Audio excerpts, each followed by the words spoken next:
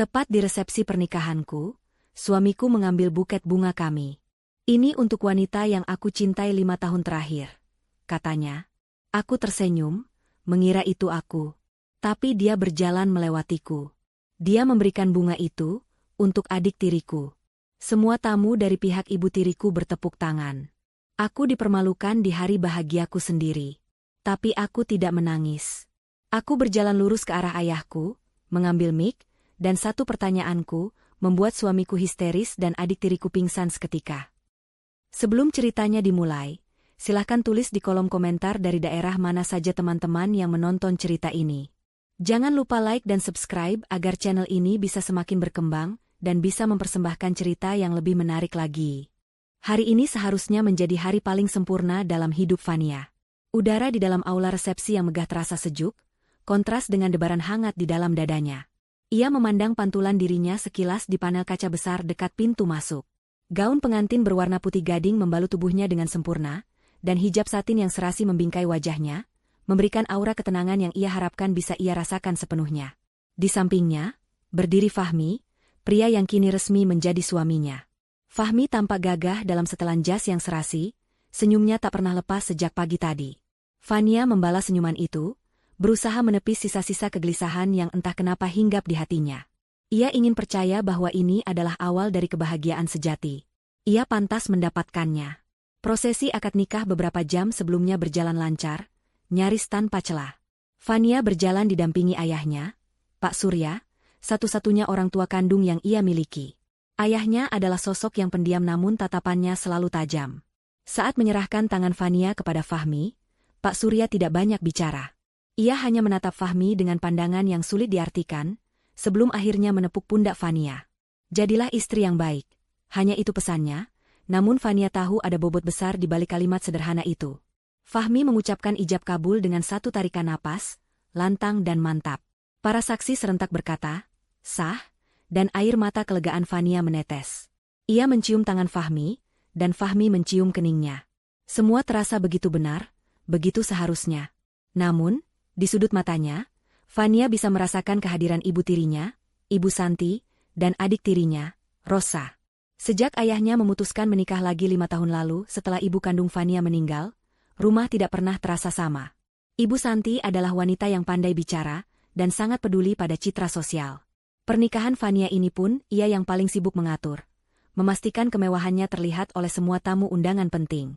Di sebelahnya, Rosa, putrinya, berdiri dengan gaun malam berwarna merah mawar yang Fania rasa terlalu mencolok untuk acara pernikahan.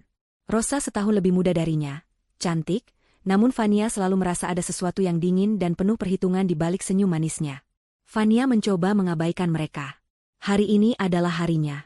Kebahagiaannya bersama Fahmi tidak boleh dirusak oleh perasaan tidak nyaman itu. Fahmi adalah pria yang ia kenal 2 tahun lalu. Ia datang sebagai manajer baru di salah satu anak perusahaan ayahnya. Fahmi tampak berbeda. Ia pekerja keras, sopan, dan yang terpenting, ia tampak tulus mencintai Fania apa adanya. Ia tidak pernah memandang Fania hanya sebagai putri pemilik perusahaan. Ia memuji pemikiran Fania, mendukung keputusannya untuk tetap aktif di kegiatan sosial, dan selalu mendengarkan keluh kesahnya tentang Ibu Santi dan Rosa. Mereka hanya belum mengenalimu seutuhnya. Sayang, ujar Fahmi suatu kali, menenangkan Fania. Nanti juga mereka akan luluh melihat ketulusanmu. Fania percaya pada kata-kata itu. Ia percaya Fahmi adalah pelindungnya.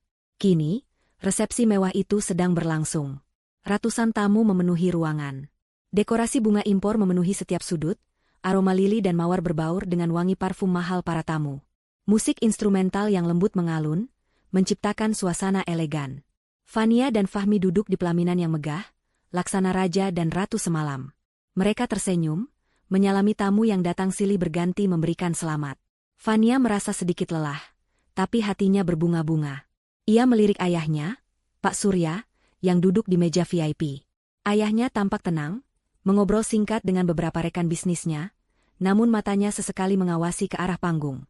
Di meja yang sama, Ibu Santi dan Rosa sibuk tertawa dan berfoto, seolah mereka adalah bintang utama acara tersebut. Fania melihat Rosa beberapa kali melirik arah Fahmi, tapi Fania menepisnya sebagai pikiran buruk. Tentu saja Rosa ikut bahagia untuknya, Fania meyakinkan diri. Setelah sesi salam-salaman utama selesai, Pembawa acara mengumumkan bahwa akan ada momen spesial dari mempelai pria. Fania menatap Fahmi dengan bingung sekaligus penasaran. Fahmi hanya tersenyum misterius padanya, lalu berdiri. Ia mengambil mikrofon yang disodorkan oleh panitia. Musik perlahan berhenti. Semua mata tertuju pada Fahmi yang berdiri gagah di tengah panggung, diterangi cahaya sorot. Fania merasakan pipinya merona. Kejutan apa yang disiapkan suaminya ini? Fahmi berdeham sejenak, menatap ke sekeliling ruangan. Selamat malam, Bapak, Ibu, dan seluruh tamu undangan yang saya hormati. Suaranya terdengar jelas dan percaya diri, memenuhi seluruh aula. Hari ini adalah hari yang paling membahagiakan dalam hidup saya. Saya akhirnya bisa menikahi wanita impian saya. Fania tersenyum semakin lebar, jantungnya berdebar kencang. Para tamu bertepuk tangan sopan. Fahmi mengangkat tangannya sedikit, memberi isyarat. Seorang panitia kemudian menyerahkan sesuatu padanya. Itu adalah buket bunga pernikahan mereka, buket indah yang tadi dipegang Fania selama prosesi. Fania sedikit terkejut. Kenapa buketnya ada pada Fahmi? Fahmi mengangkat buket mawar putih itu tinggi-tinggi. Saya ingin menggunakan momen spesial ini, lanjut Fahmi, suaranya kini terdengar lebih dalam. Saya ingin memberikan buket pernikahan ini sebagai simbol cinta saya. Ia berhenti sejenak, tatapannya menyapu kerumunan, lalu berhenti. Fania menunggu dengan napas tertahan, siap menerima pujian dan buket itu. Ia sudah membayangkan betapa romantisnya momen ini. Saya ingin memberikan buket ini, ulang Fahmi, suaranya lebih keras. Untuk satu-satunya wanita yang telah saya cintai dengan tulus selama 5 tahun terakhir ini. Hati Fania melonjak. 5 tahun? Mereka baru bertemu 2 tahun. Fania mengira mungkin Fahmi salah bicara. Atau mungkin maksudnya adalah cinta pada pandangan pertama yang ia rasakan setara 5 tahun. Ia tidak peduli. Ia terlalu bahagia. Ia melihat Fahmi mulai bergerak, dan Fania sedikit bergeser di kursinya, mempersiapkan diri untuk berdiri dan memeluk suaminya. Ia tersenyum, pipinya sudah bersemu merah menahan haru. Inilah bukti cinta Fahmi. Inilah jawaban atas semua keraguannya. Waktu seolah berjalan lambat. Senyum Fania terkunci di wajahnya, matanya tak lepas dari sosok Fahmi yang kini memegang buket bunga pernikahannya. Aula besar itu hening, hanya terdengar dengungan pelan dari pendingin udara. Semua tamu menahan napas, menunggu kelanjutan dari gestur romantis sang mempelai pria. Fania sendiri merasakan debaran jantungnya begitu kencang, seolah bisa didengar oleh orang di sebelahnya. Ia sudah siap. Ia siap menerima buket itu, menerima pengakuan cinta itu di depan ratusan orang. Ini akan menjadi kenangan terindah dalam hidupnya. Fahmi mulai melangkah. Ia turun dari panggung pelaminan yang megah. 1 langkah, 2 langkah. Fania masih tersenyum, meski sedikit bingung. Kenapa Fahmi turun? Bukankah seharusnya ia memberikannya langsung padanya di atas pelaminan? Fania berpikir, mungkin Fahmi ingin melakukan sesuatu yang lebih dramatis. Mungkin ia akan berlutut di depannya, di depan semua orang. Pikiran itu membuat pipinya semakin merona. Ia merapikan sedikit lipatan gaunnya, bersiap untuk apapun yang akan terjadi. Namun, arah langkah Fahmi terasa salah. Fahmi tidak berjalan ke arahnya. Fahmi berjalan lurus ke depan, melewatinya. Senyum Fania sedikit memudar. Pandangannya mengikuti punggung tegap suaminya. Pria itu berjalan melintasi karpet merah, lurus menuju area tamu VIP. Jantung Fania mulai berdebar dengan ritme yang berbeda. Ini bukan debaran bahagia, ini debaran ketakutan. Dia melewatiku. Pikiran itu berdesing di telinganya. Dia melewatiku. Senyumnya membeku, berubah menjadi topeng kebingungan yang kaku. Kilatan lampu kamera mulai terasa mengganggu.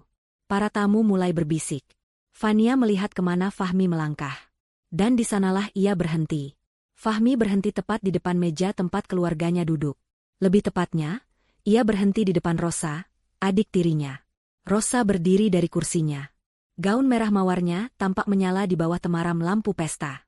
Ia berdiri dengan dagu terangkat, senyumnya angkuh dan penuh kemenangan. Fahmi menatap Rosa dengan tatapan yang Fania sadari sekarang, tatapan yang tidak pernah Fahmi berikan padanya. Tatapan itu penuh puja, penuh hasrat, dan penuh cinta yang dalam. Rosa. Suara Fahmi kembali menggema di mikrofon, kini terdengar lembut dan penuh perasaan. Kamulah wanita itu. Satu-satunya wanita yang aku cintai selama 5 tahun ini. Selalu kamu. Dunia Fania runtuh. Di depan ratusan tamu, di hari pernikahannya, suaminya baru saja menyerahkan buket pernikahan mereka kepada wanita lain. Dan wanita itu adalah adik tirinya. Fahmi mengulurkan buket mawar putih itu. Rosa menerimanya dengan tawa kecil yang terdengar seperti lonceng kematian di telinga Fania.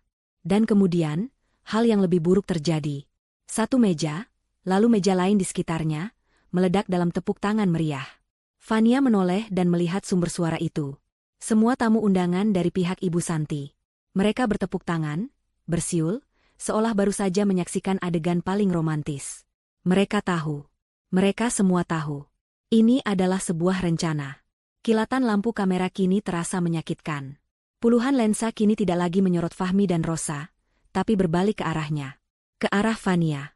Sang mempelai wanita yang dipermalukan, yang duduk sendirian di singgasana pelaminan yang megah. Ia bisa mendengar bisikan-bisikan yang semakin keras. Ya Tuhan, itu adik tirinya. Gila, ini drama apa? Kasihan sekali Fania. Aku tidak percaya ini. Wajah Fania pucat pasi. Napasnya tercekat di tenggorokan. Ia merasa telanjang. Gaun pengantin yang indah ini terasa seperti kostum badut. Hijabnya terasa panas. Ia ingin lari, ingin berteriak, ingin menghilang dari muka bumi. Ia melihat Fahmi dan Rosa berpelukan. Mereka berpelukan erat, di tengah aula, di bawah tatapan semua orang. Fahmi bahkan mencium pelipis Rosa. Ibu Santi, ibu tirinya, berdiri sambil bertepuk tangan paling keras. Wajahnya berseri-seri penuh kemenangan. Jadi ini rencana mereka. Ini semua adalah sandiwara. 2 tahun cintanya, perhatiannya, semua kepalsuan. Mereka hanya menginginkan sesuatu darinya. Fania merasakan matanya panas, air mata mengancam akan tumpah. Tapi ia menahannya. Ia menggigit bibir dalamnya kuat-kuat. Ia tidak akan menangis. Ia tidak akan memberi mereka kepuasan melihatnya hancur. Di tengah kehancuran dan rasa malunya, Fania merasa sendirian. Ia merasa menjadi orang paling bodoh di dunia. Ia telah mengabaikan semua pertanda kecil. Senyum licik Rosa, tatapan meremehkan Ibu Santi, sikap Fahmi yang terkadang terasa terlalu dibuat-buat. Ia mengabaikan semuanya demi ilusi cinta. Kini, ilusi itu hancur berkeping-keping, menimpanya dengan kenyataan yang brutal. Ia menelan ludah, rasa pahit memenuhi mulutnya. Ia harus pergi dari sini. Saat ia sedang mengumpulkan sisa-sisa kekuatannya untuk berdiri, matanya tanpa sengaja bertemu dengan mata ayahnya, Pak Surya. Ayahnya masih di tempatnya, berdiri tenang di dekat meja VIP, agak jauh dari kerumunan Ibu Santi. Ayahnya tidak terlihat panik. Ia tidak terlihat marah. Ia hanya menatap Fania lurus-lurus.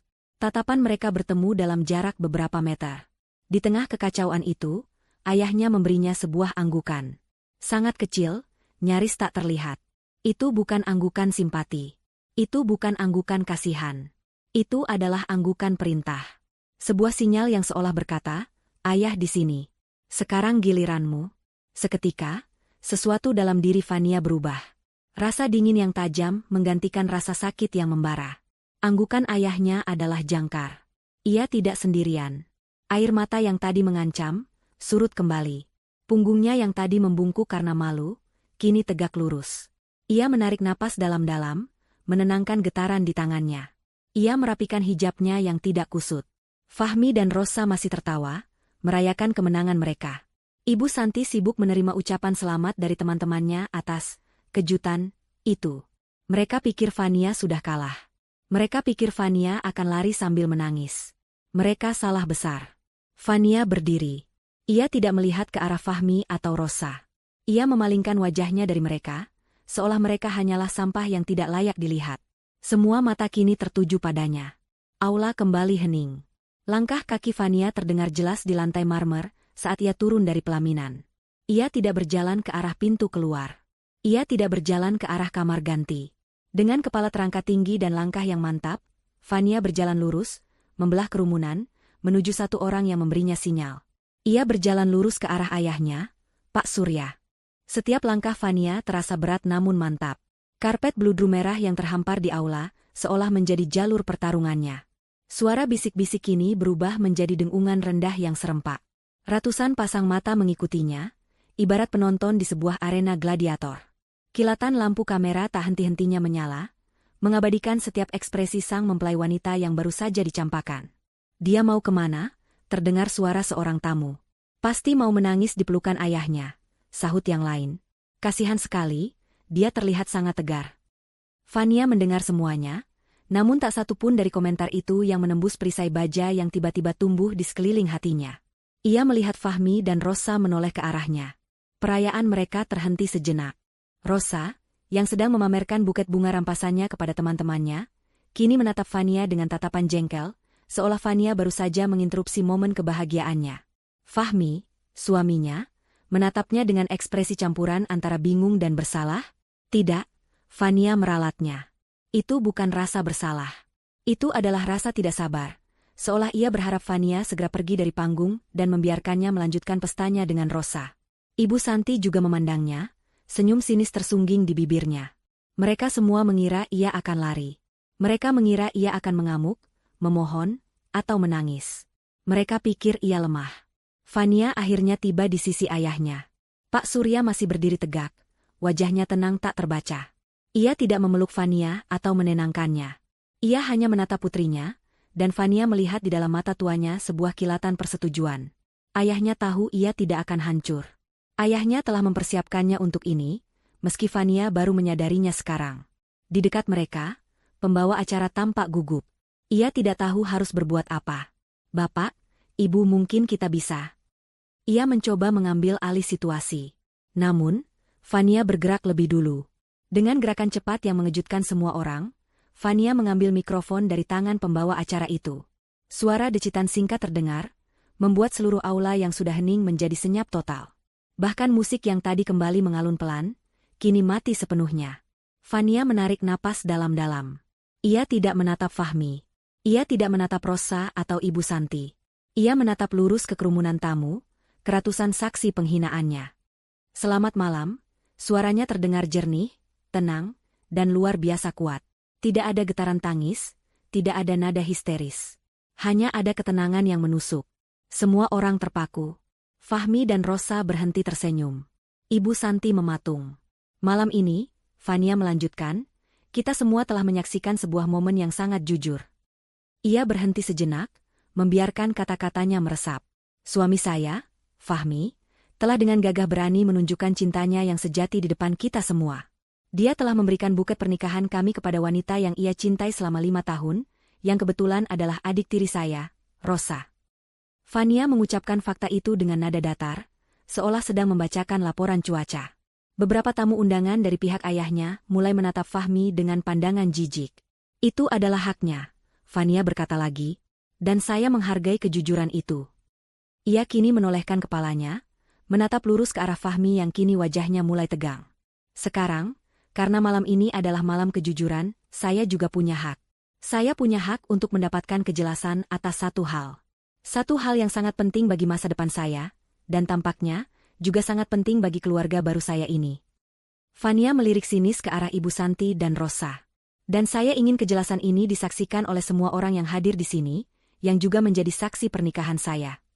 Fania kemudian memutar tubuhnya menghadap sang ayah. Ia menatap Pak Surya dengan penuh hormat. Ayah, suaranya kini sedikit lebih lembut, namun tetap menggema. Aku hanya ingin menanyakan satu hal di depan semua orang. Pak Surya mengangguk pelan, memberinya izin. Fania kembali menatap lurus ke depan, mikrofon ia pegang erat-erat. Ayah, tolong katakan dengan jujur. Ia menghela napas. Inilah saatnya. Siapa sebenarnya yang ayah tunjuk sebagai ahli waris utama, dari seluruh aset dan kepemilikan perusahaan Kencana Group? Pertanyaan itu melayang di udara seperti peluru.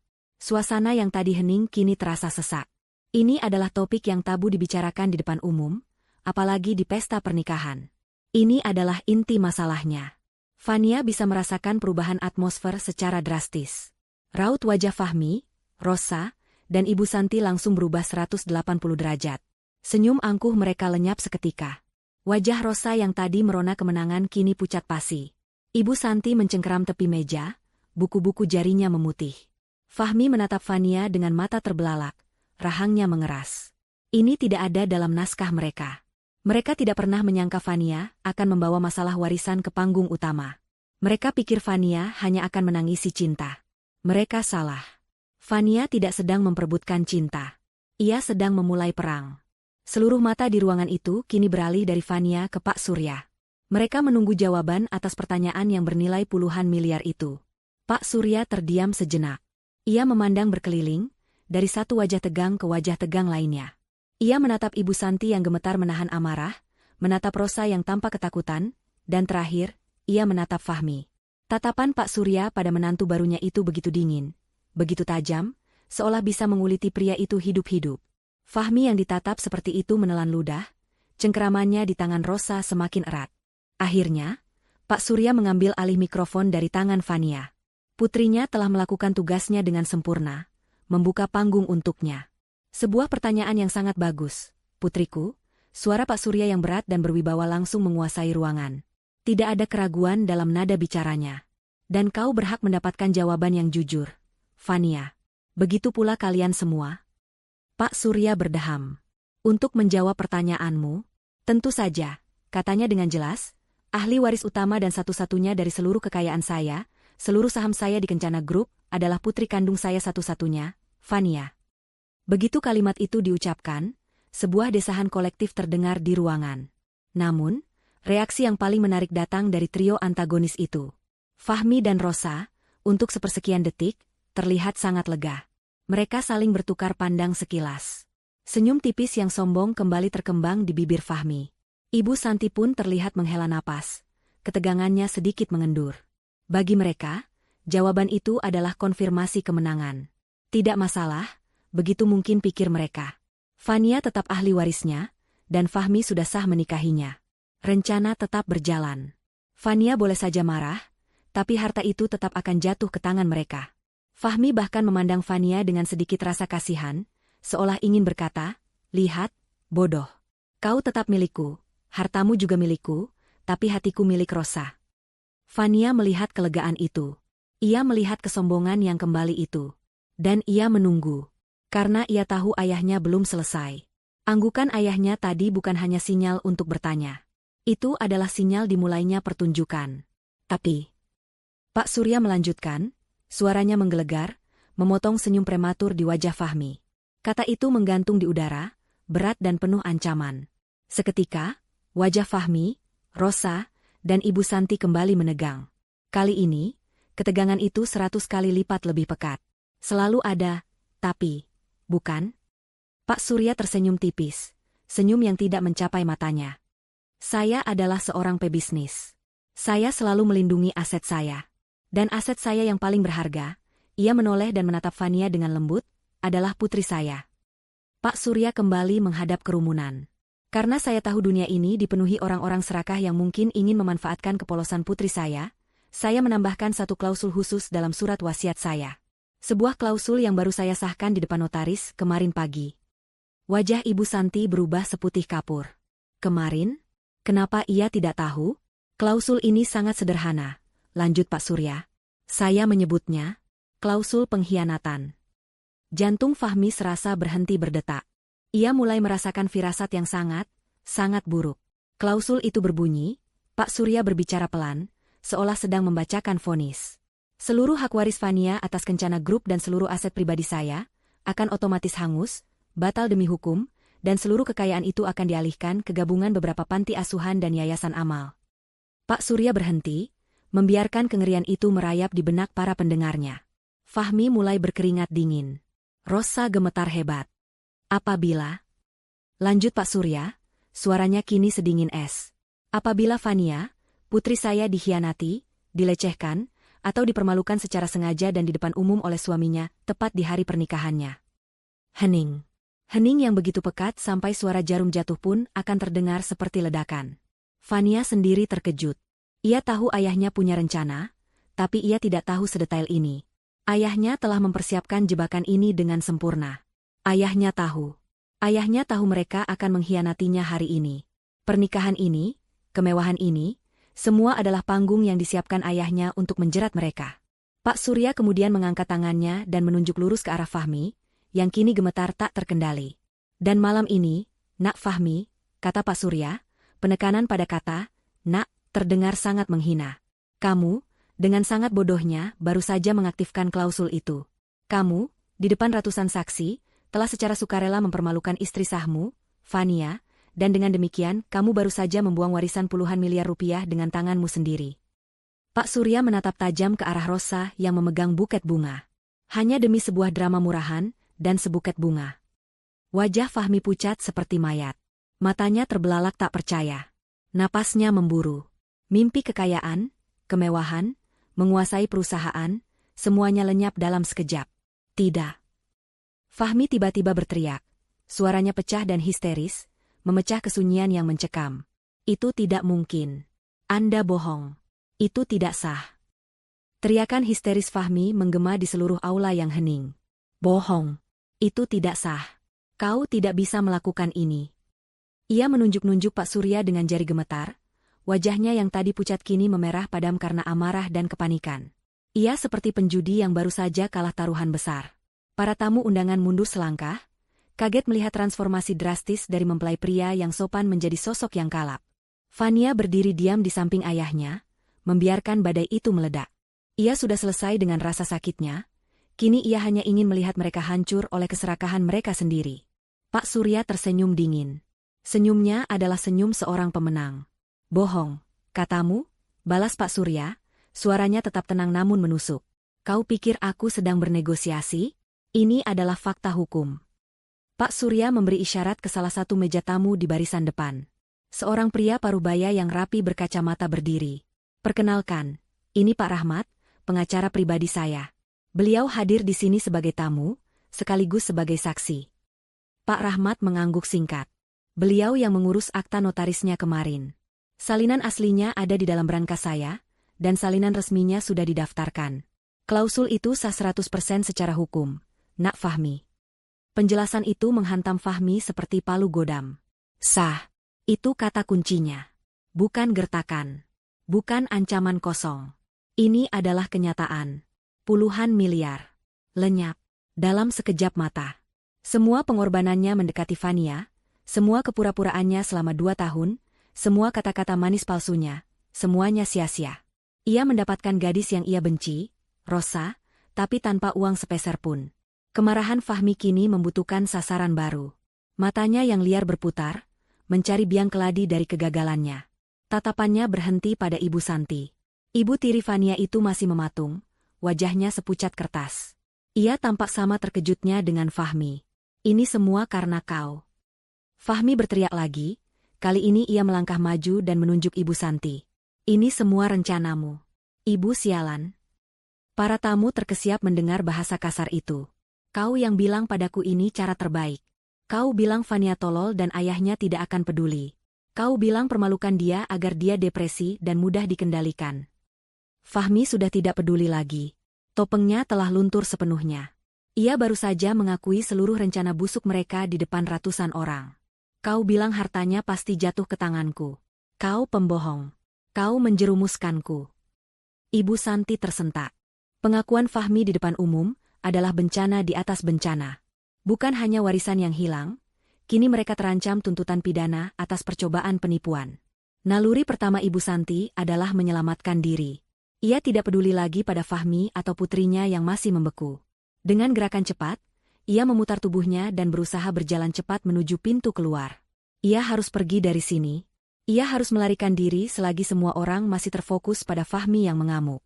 Di sisi lain, Rosa masih berdiri mematung. Buket bunga pernikahan Fania masih ada di genggamannya. Tapi bunga itu kini terasa berat, tidak ada lagi artinya. Pria yang ia cintai, Fahmi, kini terlihat menyedihkan. Berteriak-teriak seperti orang gila, menuding-nuding ibunya sendiri. Kekagumannya pada Fahmi luntur. Fahmi yang ia puja adalah Fahmi yang sukses, yang akan kaya raya, yang akan memberinya segalanya. Fahmi yang ada di depannya sekarang adalah pecundang. Seorang pecundang miskin yang baru saja kehilangan segalanya. Kenyataan itu, ditambah dengan teriakan Fahmi yang menyalahkan ibunya, membuatnya pusing. Semua impiannya, rumah mewah, mobil sport, liburan keliling dunia, status sosial, semua hancur berkeping-keping. Pandangannya mulai kabur. Ia merasakan dengungan keras di telinganya. Kakinya lemas. Dan sedetik kemudian, tubuhnya limbung. Rosa pingsan, jatuh ke lantai dengan gaun merahnya, menimpa buket bunga yang kini layu. Kekacauan pecah. Beberapa tamu wanita menjerit. Ada yang pingsan. Tolong Rosa. Fahmi terdiam sejenak melihat Rosa jatuh. Tapi kepanikannya akan uang lebih besar. Ia kembali menatap Pak Surya. Aku tidak bermaksud begitu. Pak Surya, tolong. Fania, sayang. Fahmi mencoba memanggil Fania dengan panggilan mesra, sebuah tindakan putus asa yang menyedihkan. Aku hanya bercanda tadi. Itu semua kejutan. Aku mencintaimu, Fania. Aku tidak mencintai Rosa. Fania menatapnya dengan jijik. Terlambat, Fahmi, desisnya. Di tengah kekacauan itu, saat beberapa orang mencoba menolong Rosa dan Fahmi meracau putus asa, Fania melihat Ibu Santi sudah hampir sampai di pintu lobi. Wanita licik itu tidak boleh lolos. Fania kembali mengangkat mikrofon ke bibirnya. Suaranya membelah kekacauan itu. Tunggu, Ibu Santi, katanya. Suaranya dingin, tenang, namun penuh otoritas. Langkah Ibu Santi terhenti seketika, seolah tertembak. Ia perlahan menoleh ke belakang, wajahnya dipenuhi ketakutan. Kau mau kemana? Lanjut Fania. Jangan terburu-buru. Acara untukmu baru saja akan dimulai. Wajah Ibu Santi pucat pasi. Ia tertangkap basah. Semua mata kini beralih padanya. Wanita yang tadinya berusaha menyelinap seperti pencuri itu kini berdiri kaku di dekat pintu, diterangi lampu sorot yang seolah menyorot seorang terdakwa. Ia terpojok. Fahmi terdiam, racauannya berhenti, ia menatap bergantian antara Fania dan Ibu Santi. Ia mulai sadar bahwa ini bukan sekadar kehilangan warisan. Ini jauh lebih buruk. Ayahku, Fania memulai, suaranya bergema di aula yang kembali senyap. Ia menatap Ibu Santi dengan pandangan menghakimi. Ayahku bukan orang bodoh yang bisa kalian kelabui dengan mudah. Fania kini menatap ayahnya. Ayah sudah tahu rencana busuk kalian bertiga sejak sebulan yang lalu, bukan, Yah? Pak Surya mengangguk, mengambil alih mikrofon dari Fania. Ia kini berjalan pelan ke tengah panggung, menjadi pusat perhatian. Benar sekali, kata Pak Surya. Sebagai seorang pebisnis, saya terbiasa melihat pola. Dan pola yang saya lihat di rumah saya sendiri sangat mencurigakan. Ia mulai bercerita. Saya mulai curiga ketika ibu tirimu, Fania, ia menunjuk Ibu Santi, tiba-tiba mulai membelanjakan uang dalam jumlah besar untuk hal-hal yang tidak perlu. Saya juga memperhatikan kedekatan yang tidak wajar antara manajer kepercayaan saya. Ia melirik Fahmi dengan tajam, dengan putri tiri saya, Rosa. Pak Surya berhenti, membiarkan semua orang mencerna informasinya. Saya bukan tipe orang yang gegabah mengambil kesimpulan. Jadi, saya melakukan apa yang selalu saya lakukan ketika ada masalah di perusahaan. Saya menyewa profesional. Fania menatap ayahnya. Ia tidak tahu soal ini. Saya menyewa seorang detektif swasta, lanjut Pak Surya. Tugasnya sederhana, awasi Ibu Santi, Fahmi, dan Rosa. Hasilnya, kata Pak Surya, sungguh di luar dugaannya.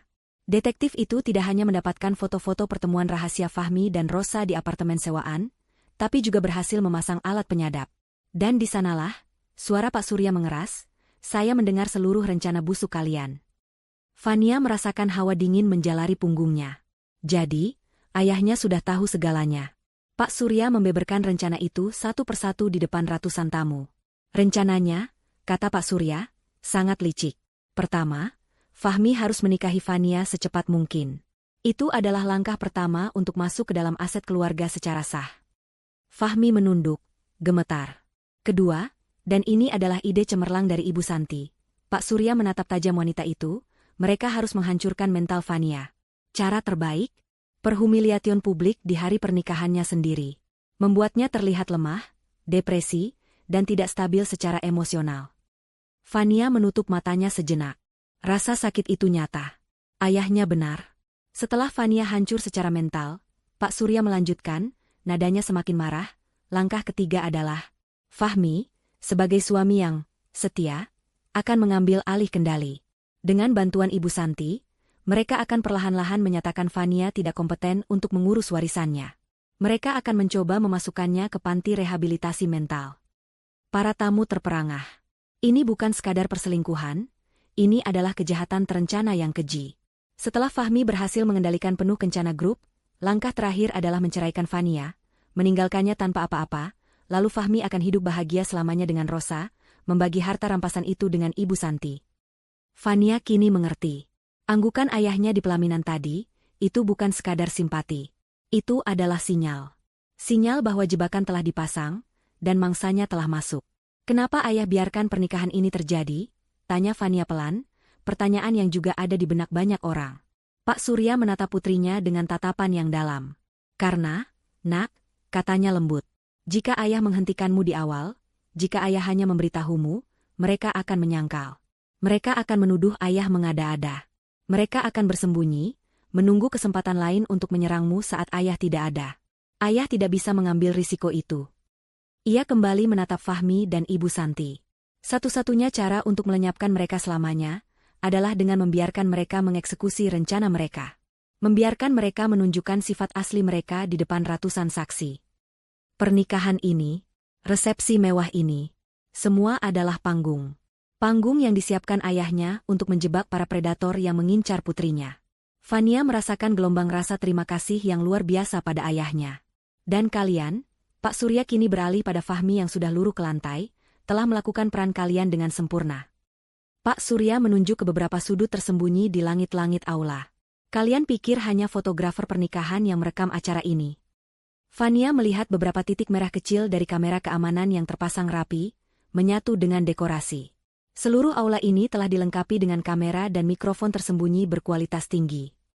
Pak Surya tersenyum tipis. Dan rekaman pengakuan histerismu tadi, Fahmi, saat kau berteriak menyalahkan Ibu Santi atas seluruh rencana itu, sudah terekam dengan sangat jelas. Terima kasih. Kau baru saja melengkapi berkas kami sebagai bukti kuat adanya percobaan penipuan terencana. Pengungkapan Pak Surya tentang rekaman video dan audio itu adalah paku terakhir di peti mati Fahmi. Pria itu, yang beberapa saat lalu masih meracau tentang cinta dan kejutan, kini terdiam 1000 bahasa. Wajahnya yang pucat pasi kini dibanjiri keringat dingin. Ia menatap kamera-kamera tersembunyi itu dengan ngeri. Ia tidak hanya kehilangan warisan, ia baru saja menyerahkan bukti kejahatannya di atas piring perak. Pengakuan histerisnya yang menyalahkan Ibu Santi, membeberkan rencana untuk membuat Fania depresi dan menguasai hartanya, semuanya terekam. Tidak ada pengacara di dunia yang bisa membebaskannya dari jeratan ini. Ia terduduk lemas di lantai, jas pengantinnya yang mahal kini kusut, harga dirinya lenyap tak bersisa. Ia kalah. Kalah telak. Kekacauan yang sempat terhenti karena pingsannya Rosa, kini kembali meledak dalam bentuk yang berbeda. Bukan lagi teriakan histeris, melainkan gumaman syok dan ngeri dari ratusan tamu undangan. Mereka baru saja menyaksikan drama pengkhianatan yang lebih kelam dari sinetron manapun. Ini nyata. Ini terjadi di depan mata mereka. Mereka melihat bagaimana keserakahan bisa mengubah manusia menjadi monster. Di tengah keheningan yang mencekam itu, Fania masih berdiri tegak di samping ayahnya. Ia tidak menatap Fahmi yang kini seperti mayat hidup. Tatapannya lurus, dingin, dan tajam, tertuju pada satu sosok yang masih mematung di dekat pintu keluar. Ibu Santi. Wanita itu gemetar hebat. Ia terpojok. Rencana pelariannya gagal total. Acara untukmu baru saja akan dimulai. Kata-kata Fania menggantung di udara, terdengar seperti vonis mati. Ibu Santi menelan ludah. Ia mencoba mencari celah, mencari jalan keluar, namun ia sadar semua mata tertuju padanya. Ia harus menyangkal. Ia harus berjuang. Apa? Apa maksudmu, Fania? Suaranya bergetar, ia mencoba memasang wajah bingung. Aku tidak mengerti apa-apa. Ini semua perbuatan Fahmi. Dia memfitnahku. Surya. Ia menatap suaminya dengan tatapan memelas. Percayalah padaku. Aku istrimu. Aku tidak mungkin. Cukup, Santi. Suara Pak Surya memotong kalimatnya. Kali ini, tidak ada lagi ketenangan. Yang ada hanya amarah sedingin es. Kau pikir aku sebodoh itu? Kau pikir aku hanya fokus pada Fahmi dan Rosa? Pak Surya melangkah maju, menjulang di depan wanita yang telah menipunya selama bertahun-tahun. Kau pikir aku tidak tahu apa yang kau lakukan di belakangku?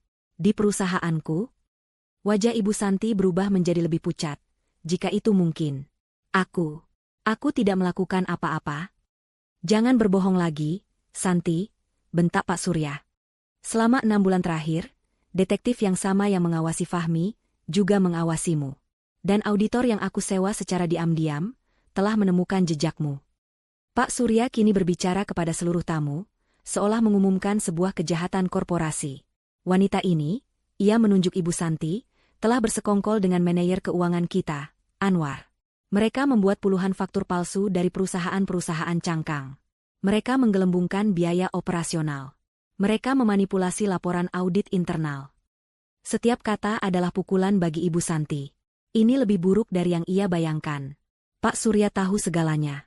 Selama setahun terakhir, lanjut Pak Surya, suaranya menggelegar, dia telah menggelapkan uang perusahaan. Sedikit demi sedikit, agar tidak kentara. Uang yang seharusnya untuk kesejahteraan karyawan, uang yang seharusnya untuk pengembangan bisnis. Uang itu ia gunakan untuk gaya hidup mewahnya, untuk membiayai apartemen rahasia Fahmi dan Rosa, dan untuk berjudi di pasar saham. Itu tidak benar. Buktikan, teriak Ibu Santi, suaranya melengking putus asa. Kau tidak punya bukti. Itu semua hanya tuduhan. Pak Surya tersenyum sinis. Kau mau bukti, Santi? Baiklah. Ia memberi isyarat lagi. Kali ini bukan ke arah pengacaranya, tapi ke arah pintu masuk utama. Pintu itu terbuka, dan dua orang pria berbadan tegap masuk.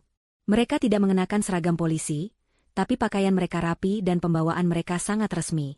Di antara mereka, berjalan seorang pria yang lebih kecil, wajahnya menunduk, tangannya tampak terikat. Ibu Santi menyipitkan matanya. Jantungnya serasa berhenti berdetak. Ia kenal pria itu. Anwar. Desisnya. Benar.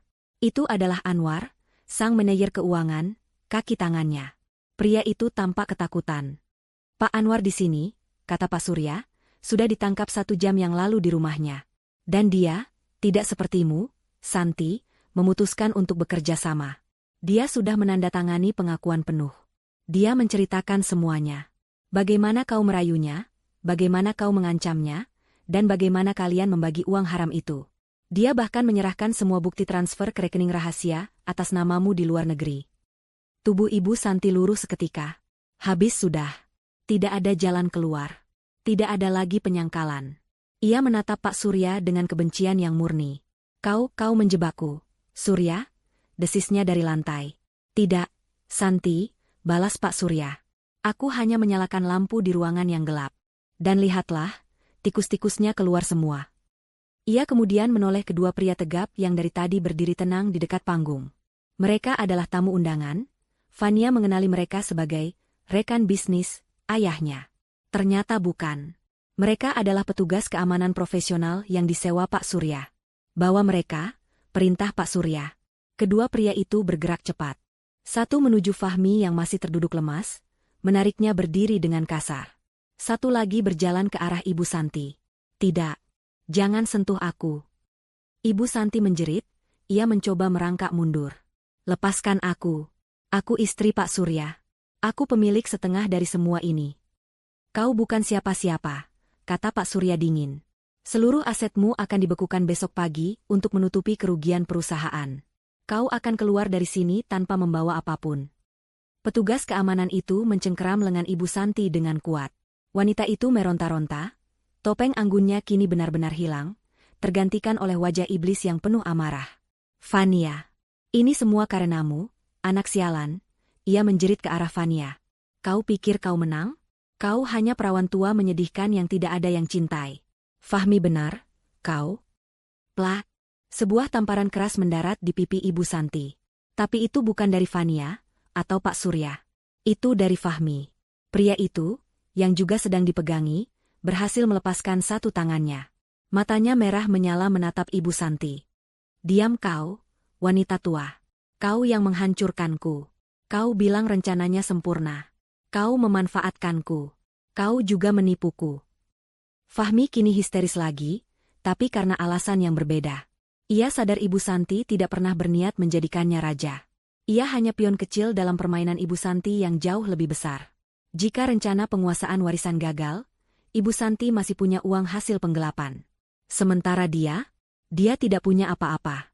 Ibu Santi tertegun, memegangi pipinya yang perih. Pertarungan internal antara dua sekutu itu menjadi tontonan yang tragis sekaligus memuaskan bagi para tamu. Bawa mereka keluar. Sekarang, perintah Pak Surya, muak melihat pemandangan itu. Kedua petugas itu mulai menyeret Fahmi dan Ibu Santi keluar dari aula. Mereka meronta, berteriak, saling menyalahkan. Ini belum selesai, Surya, raung Ibu Santi. Fahmi, katakan pada mereka aku tidak terlibat. Teriak Fahmi putus asa. Tapi tidak ada yang mendengarkan.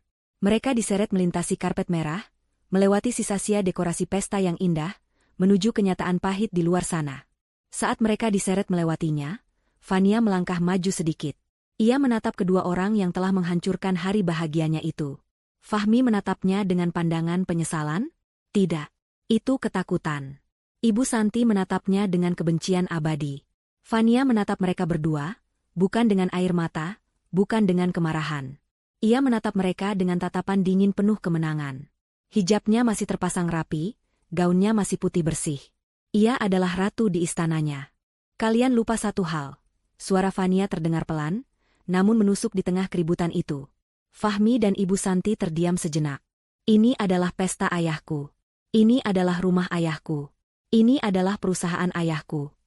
Fania tersenyum tipis. Kalian pikir kalian bisa datang ke kandang singa dan menang?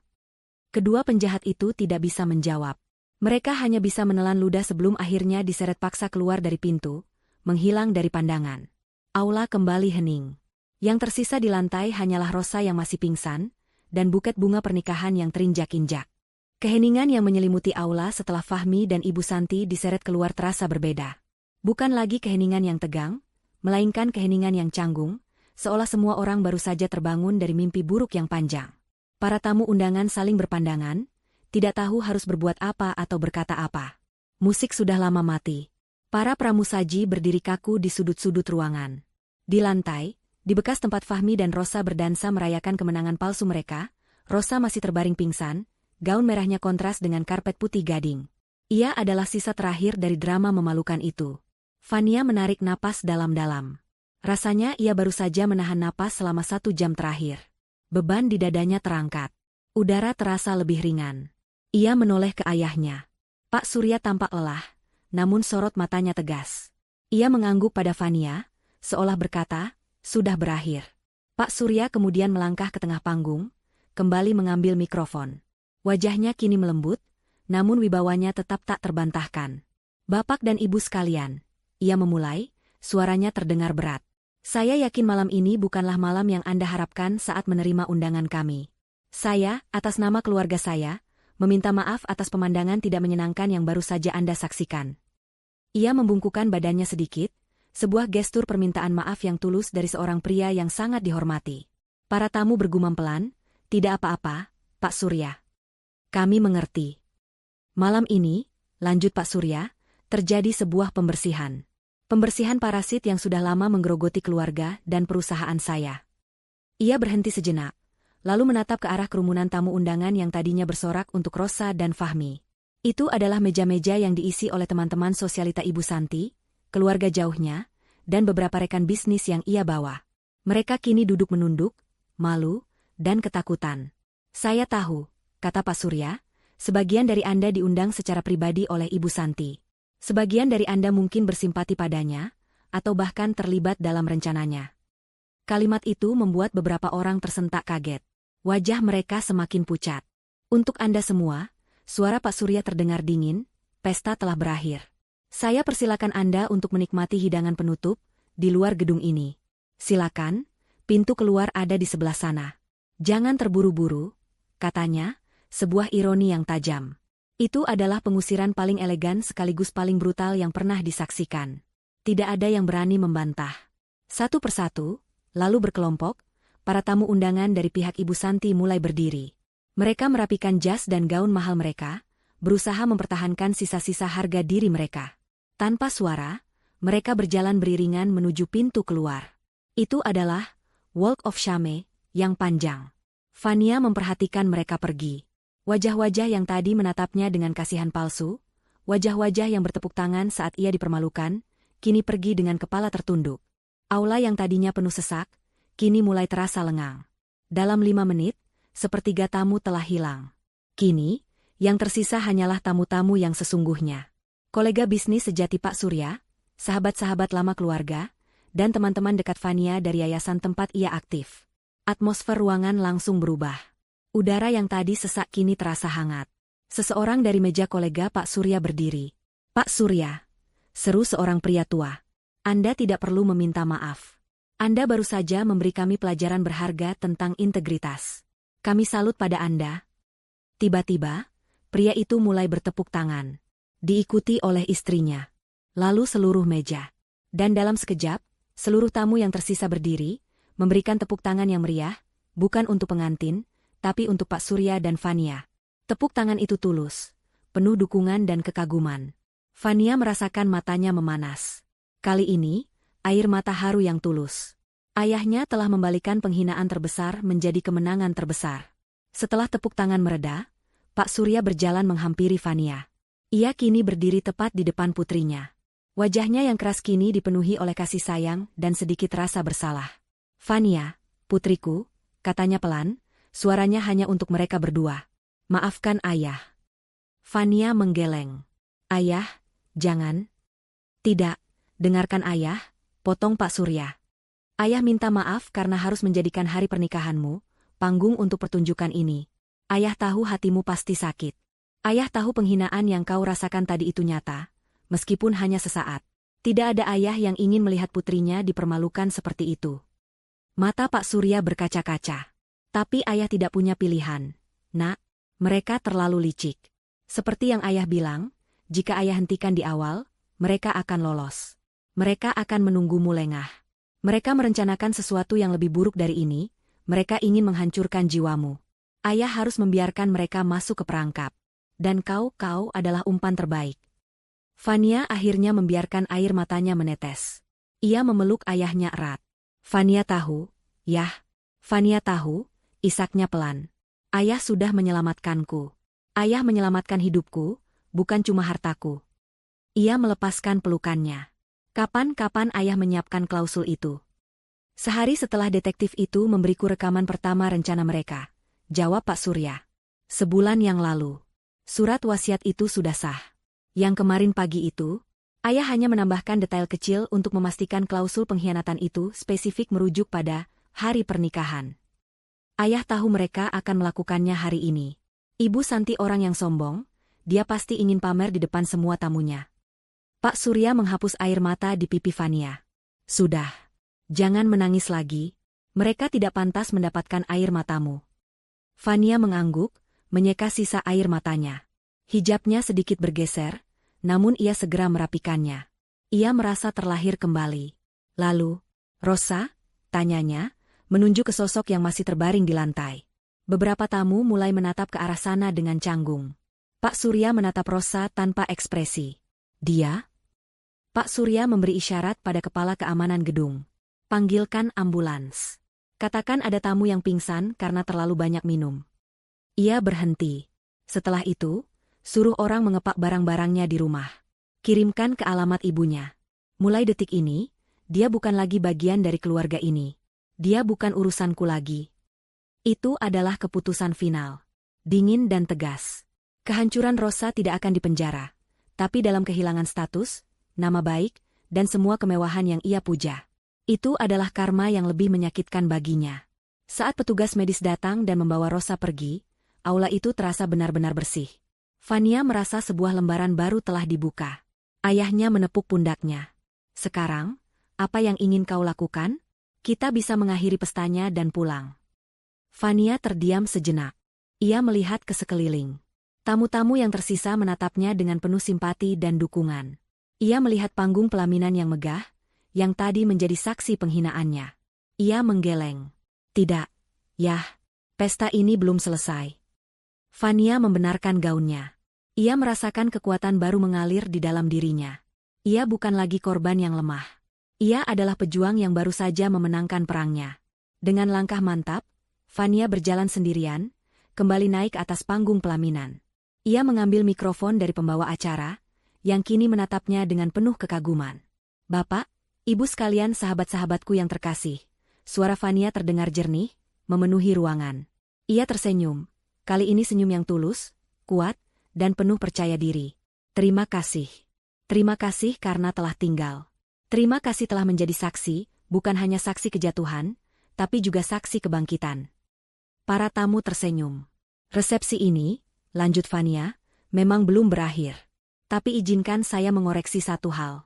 Ia berjalan ke tengah panggung, berdiri di tempat ia seharusnya berdiri bersama seorang suami. Ini bukan lagi resepsi pernikahan. Aula hening, semua orang menunggu apa yang akan ia katakan. "Malam ini," kata Fania, suaranya bergetar karena emosi yang kuat, "adalah pesta perayaan kebebasanku. Pesta perayaan kebenaran yang terungkap. Tepuk tangan membahana, lebih keras dari sebelumnya. Fania mengangkat tangannya, meminta tenang. Dan ini juga perayaan untuk sebuah awal yang baru. Awal yang baru untuk Kencana Group. Ia menatap ayahnya, Pak Surya, yang tersenyum bangga, memberinya anggukan persetujuan. Atas restu ayah saya, Pak Surya, malam ini juga adalah perayaan, atas penunjukan CEO baru perusahaan Kencana.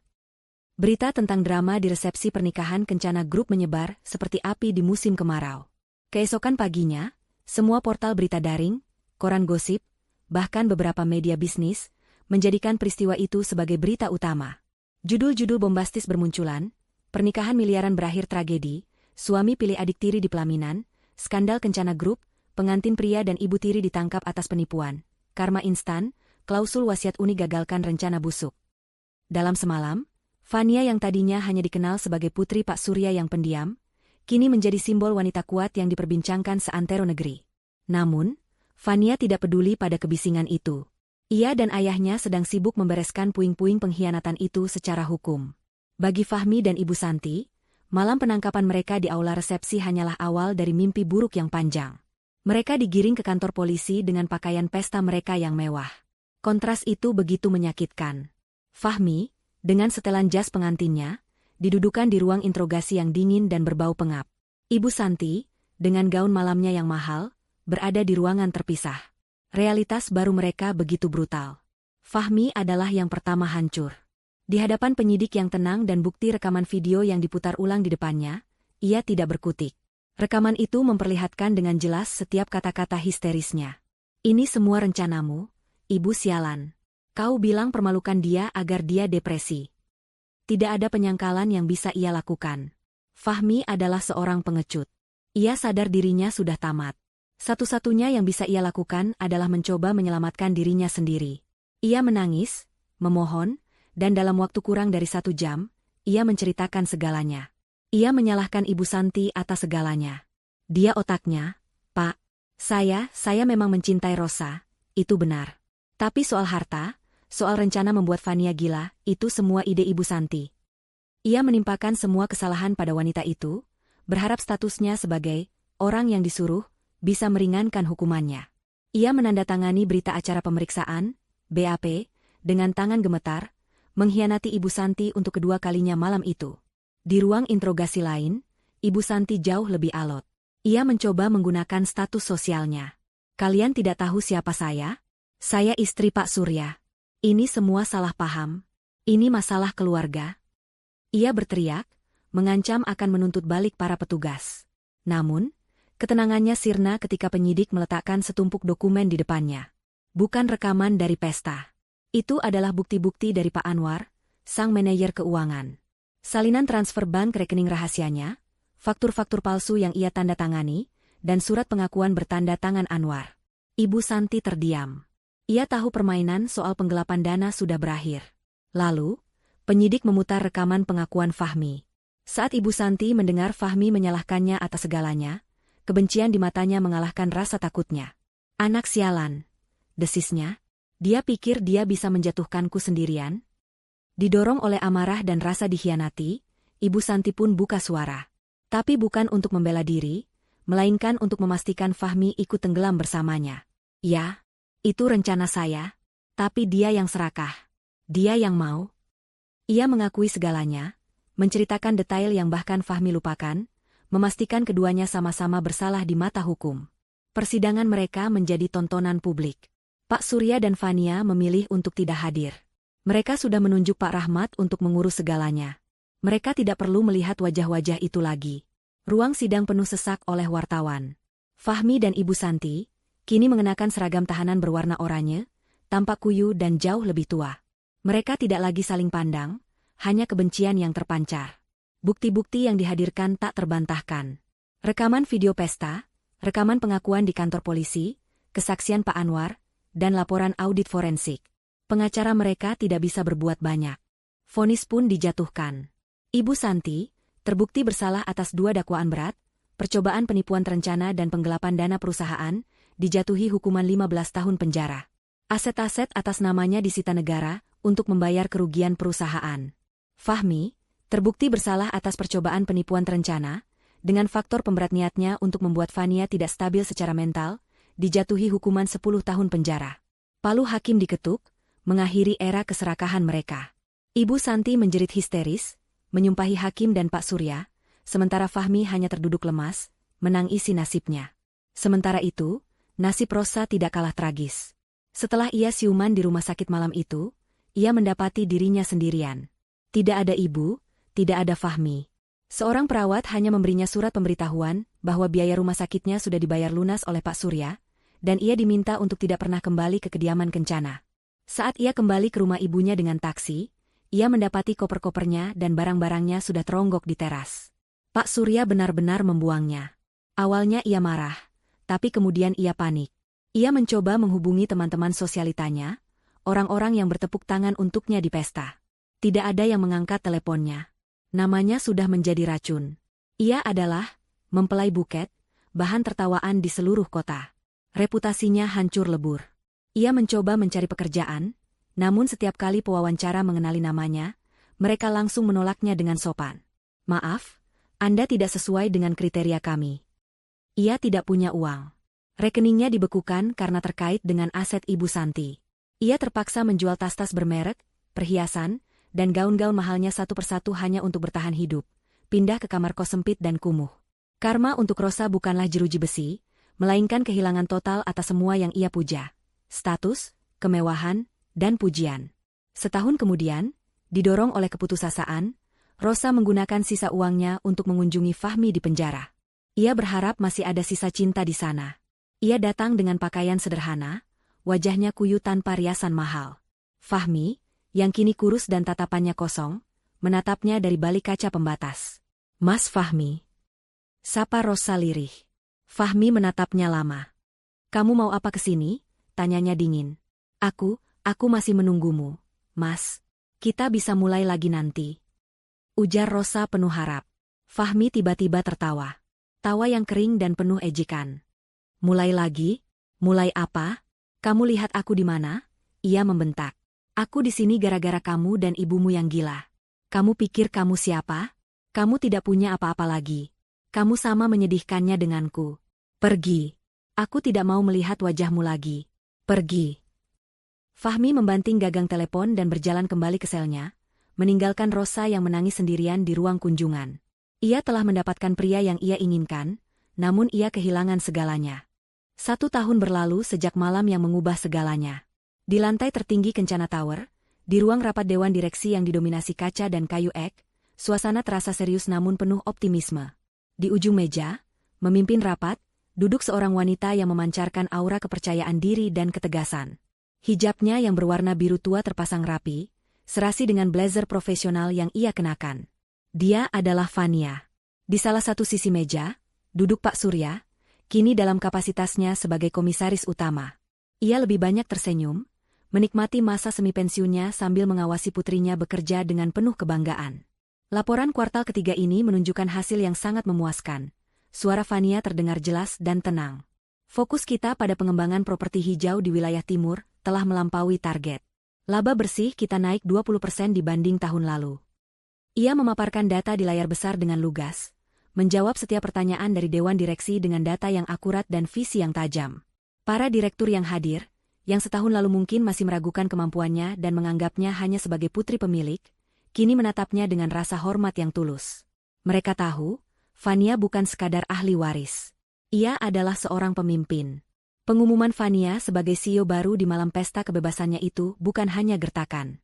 Itu adalah langkah pertama dari rencana besar Pak Surya untuk regenerasi. Fania menyambut tantangan itu dengan tangan terbuka. 6 bulan pertama adalah masa terberat. Ia tidak hanya harus belajar mengelola perusahaan raksasa, tapi ia juga harus membersihkan kekacauan yang ditinggalkan Ibu Santi. Langkah pertamanya adalah melakukan audit forensik total di seluruh lini perusahaan. Ia tidak main-main. Siapapun yang terbukti terlibat, sekecil apapun, dengan jaringan korupsi Ibu Santi dan Anwar, langsung ia berhentikan tanpa pesangon. Ia membongkar pasang departemen keuangan, merekrut orang-orang baru dengan integritas teruji. Itu adalah langkah menyakitkan, tapi perlu. Ia membangun ulang Kencana Group di atas fondasi kejujuran. Fania membawa gaya kepemimpinan yang berbeda. Ia menggabungkan ketegasan ayahnya dengan empatinya sendiri. Ia tahu bagaimana rasanya dikhianati dan diremehkan, jadi ia sangat menghargai loyalitas dan kerja keras. Ia sering turun langsung, menyapa karyawan, mendengarkan masukan mereka. Perubahan terbesar yang ia bawa adalah pendirian Yayasan Kencana Peduli. Ini adalah program CSR yang ia rancang sendiri. Fokus utamanya adalah memberikan bantuan hukum dan modal usaha bagi para janda serta beasiswa penuh bagi anak-anak yatim piatu. Ia mengubah rasa sakit pribadinya menjadi kekuatan untuk membantu orang lain yang mungkin berada dalam posisi rentan. Para karyawan bangga bekerja di bawah kepemimpinannya. Perusahaan tidak hanya bertumbuh secara finansial, tapi juga secara moral. Setelah rapat selesai dan para direktur meninggalkan ruangan, Fania menyandarkan punggungnya di kursi. Ia memandang keluar jendela, menatap hamparan kota Jakarta dari ketinggian. Ia akhirnya merasa damai. Pak Surya berjalan menghampirinya, meletakkan tangan di pundaknya. Rapat yang luar biasa, Bu CEO, goda ayahnya. Fania tersenyum. Terima kasih, Pak Komisaris. Bagaimana perasaanmu, Nak? Sungguh? Tanya Pak Surya, tatapannya kini serius. Fania menarik napas dalam-dalam. Aku baik, yah. Sungguh, jawabnya mantap. Proses pembatalan pernikahan dengan Fahmi selesai 6 bulan lalu. Sangat cepat, mengingat pengadilan menyatakan pernikahan itu terjadi atas dasar penipuan. Ia teringat gaun pengantinnya. Gaun yang menjadi saksi penghinaannya. Seminggu setelah pesta itu, ia melipatnya dengan rapi dan menyumbangkannya ke sebuah butik amal yang mendandani pengantin dari keluarga tidak mampu. Ia tidak ingin menyimpan kenangan buruk. Ia mengubahnya menjadi sesuatu yang berguna. Setahun ini, ia fokus pada pekerjaan, pada yayasannya, dan pada dirinya sendiri. Ia menemukan bahwa kebahagiaannya tidak bergantung pada seorang pria. Kebahagiaannya ia ciptakan sendiri. Tiba-tiba, telepon di meja kerjanya berdering. Asistennya memberitahu bahwa Pak Rahmat, sang pengacara, ingin berbicara. Fania mengangkatnya. Halo, Pak Rahmat. Ada kabar? Fania mendengarkan dengan saksama.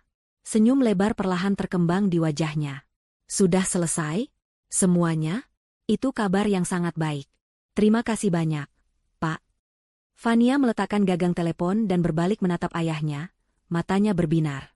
Itu tadi Pak Rahmat, katanya. Proses lelang terakhir untuk semua aset sitaan Ibu Santi sudah selesai pagi ini.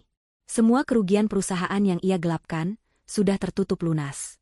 Kita tidak kehilangan sepeser pun. Syukurlah, kata Pak Surya lega. Keadilan akhirnya tuntas. Ada satu hal lagi, yah, Fania melanjutkan, senyumnya kini terlihat sedikit misterius. Ayah ingat klausul di surat wasiat ayah? Klausul pengkhianatan itu, yang akan mengalihkan seluruh warisanku ke panti asuhan jika aku dikhianati. Pak Surya mengangguk. Tentu saja ayah ingat. Itu klausul terbaik yang pernah ayah buat. Yah, kata Fania sambil berjalan ke dekat jendela. Aku memutuskan untuk tetap menjalankannya. Tapi secara sukarela. Pak Surya tampak bingung. Maksudmu? Fania tersenyum tulus. Pak Rahmat juga baru saja mengkonfirmasi. Sesuai instruksi permanen yang aku berikan sejak aku menjabat, 50% dari seluruh laba bersih pribadiku sebagai pemegang saham utama, mulai tahun ini dan seterusnya, akan secara otomatis disalurkan ke gabungan panti asuhan dan yayasan amal yang sama persis dengan yang tertulis di draft surat wasiat ayah. Pak Surya tertegun. Ia menatap putrinya dengan kekaguman yang luar biasa. Fania, Nak, kamu tidak perlu melakukan itu. Itu uangmu. Fania menggeleng pelan. Justru aku harus. Yah, mereka mencoba mengambil warisanku. Mereka pikir yang mereka incar adalah uang, perusahaan, dan kemewahan. Fania menatap ayahnya. Tapi mereka salah. Warisan sejati yang ayah berikan padaku bukanlah itu semua. Warisan sejati ayah adalah kekuatan, integritas, dan kesadaran bahwa nilai kita tidak ditentukan oleh apa yang kita miliki, tapi oleh apa yang kita beri. Fania kini berdiri tegak, memandang Cakrawala. Ia bukan lagi sekadar ahli waris yang pasif. Ia adalah pemimpin. Ia adalah pelindung. Ia adalah seorang ratu yang membangun kerajaannya sendiri di atas puing-puing pengkhianatan. Hidupnya yang sebenarnya baru saja dimulai.